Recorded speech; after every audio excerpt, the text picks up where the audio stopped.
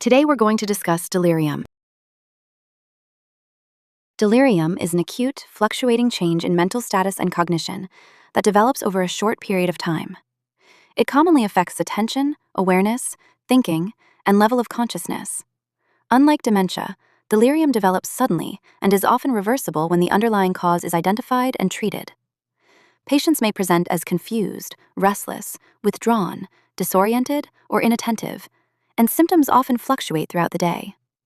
In this lecture, we'll focus on the features of delirium, common causes, nursing assessment findings, and interventions used to improve safety and patient outcomes. Delirium is considered an acute confusional state with sudden onset and a fluctuating course. Symptoms often worsen at night and may improve or worsen throughout the day. One important thing to recognize is that delirium is extremely common in critically ill patients. In ICU settings, incidence rates can approach 80%, depending on the patient population and severity of illness. Delirium is also associated with significantly worse outcomes, including increased complications, prolonged hospitalization, functional decline, and increased mortality risk. Now look at the untreated trajectory shown at the bottom of the slide. Patients may initially present with mild disorientation or confusion.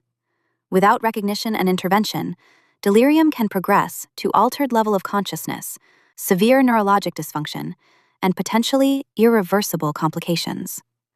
That's why early recognition, identification of the underlying cause, and prompt intervention are essential parts of nursing care. One of the most important ways to distinguish delirium from dementia is by looking at the trajectory of cognitive decline over time. Delirium has an acute onset. Patients often decline suddenly over hours to days, and symptoms fluctuate throughout the day. A patient may appear more alert at one moment and significantly more confused later the same day. Now compare that with dementia. Dementia develops gradually over months to years with progressive long-term cognitive decline. The patient's baseline slowly worsens over time rather than changing suddenly. This distinction matters clinically because delirium is often reversible if the underlying cause is identified and treated. Another important point is that delirium and dementia can occur together. A patient with underlying dementia can still develop acute delirium, especially during hospitalization, infection, surgery, medication changes, or metabolic disturbances. That overlap can make assessment more challenging, which is why understanding the patient's baseline cognitive status is so important. When comparing delirium and dementia, the biggest differences involve onset, course, reversibility, and assessment findings. Delirium has a sudden onset with a distinct change from baseline mental status. Symptoms fluctuate frequently, sometimes hour to hour. Patients may appear more alert one moment and significantly confused later the same day. Delirium is often reversible if the underlying cause is identified and treated promptly.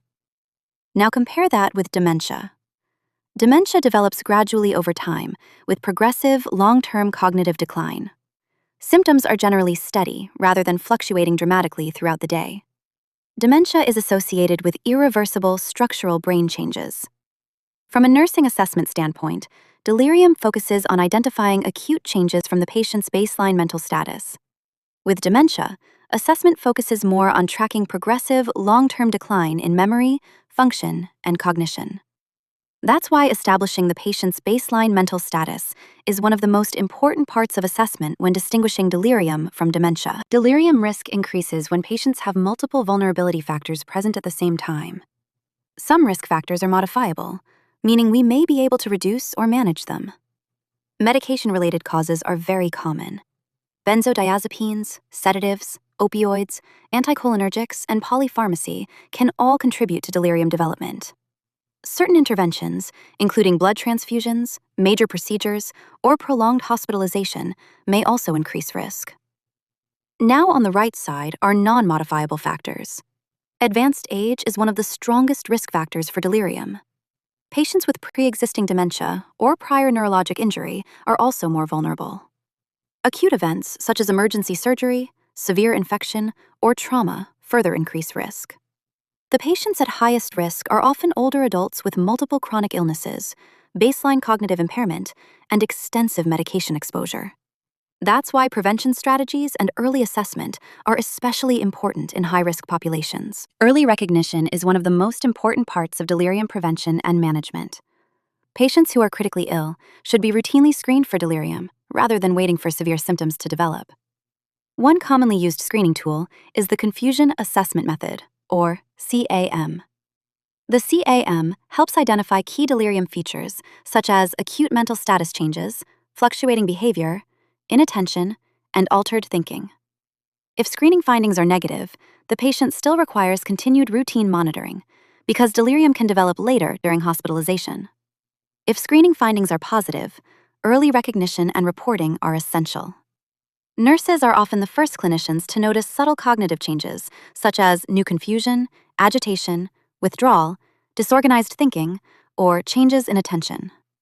Prompt recognition allows the healthcare team to identify underlying causes and begin interventions earlier, which helps reduce complications and progression. Delirium management requires a multidimensional nursing approach, focused on identifying and treating the underlying cause while reducing contributing stressors. At the center of care is the patient, and the priority of treating the underlying condition causing the delirium. The inner ring focuses on physiologic stabilization. This includes maintaining oxygenation, correcting fluid and electrolyte imbalances, supporting nutrition and hydration, encouraging early mobility, and controlling pain appropriately. The middle ring focuses on pharmacologic management. Medication review is extremely important because many medications can worsen delirium. We evaluate for sedatives, benzodiazepines, anticholinergics, opioids, and drug interactions, while minimizing unnecessary psychoactive medications whenever possible. The outer ring focuses on environmental and cognitive support. Patients benefit from reorientation, sleep promotion, family involvement, therapeutic activities, and reducing overstimulation. Simple interventions such as clocks, calendars, glasses, hearing aids, and familiar objects can improve communication and orientation.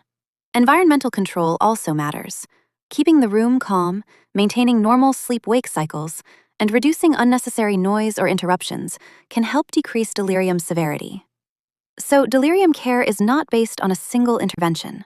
It requires coordinated physiologic, pharmacologic, environmental, and cognitive support simultaneously. Delirium care is a continuous cycle of assessment, prevention, intervention, and reassessment. The process begins by determining the patient's baseline mental status. Knowing how the patient normally thinks, communicates, and functions helps identify acute cognitive changes more accurately. Next comes routine CAM screening. Regular screening allows nurses to detect delirium early, especially in critically ill or high-risk patients. If delirium is not present, preventive measures continue. These include early mobilization, adequate hydration, sleep promotion, orientation, and minimizing unnecessary medications or restraints. If delirium develops, the focus shifts to acute treatment. Priorities include maintaining safety, managing behavioral symptoms, and identifying and treating the underlying cause, such as infection, hypoxia, medication effects, or metabolic imbalance.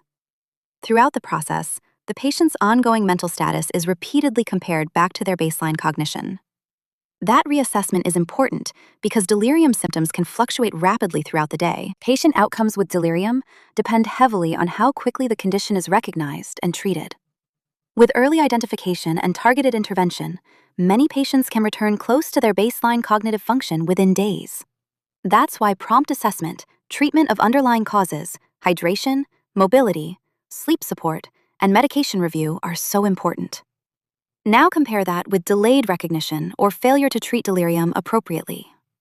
Untreated delirium can rapidly worsen and contribute to prolonged hospitalization, functional decline, aspiration, falls, pressure injuries, worsening neurologic status, and increased mortality risk.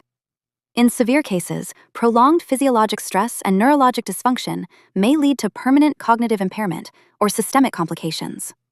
This is why delirium is treated as a serious clinical condition rather than a normal part of aging or hospitalization. As we wrap up, remember that delirium is an acute and fluctuating change in mental status that requires early recognition and prompt intervention.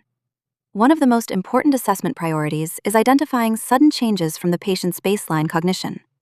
Routine screening using tools like the CAM helps detect delirium early, before severe complications develop. Management focuses on treating the underlying cause, while also supporting the patient through environmental control, sleep promotion, hydration, mobility, orientation, and medication review. It's also important to remember that delirium is often reversible when recognized and treated quickly.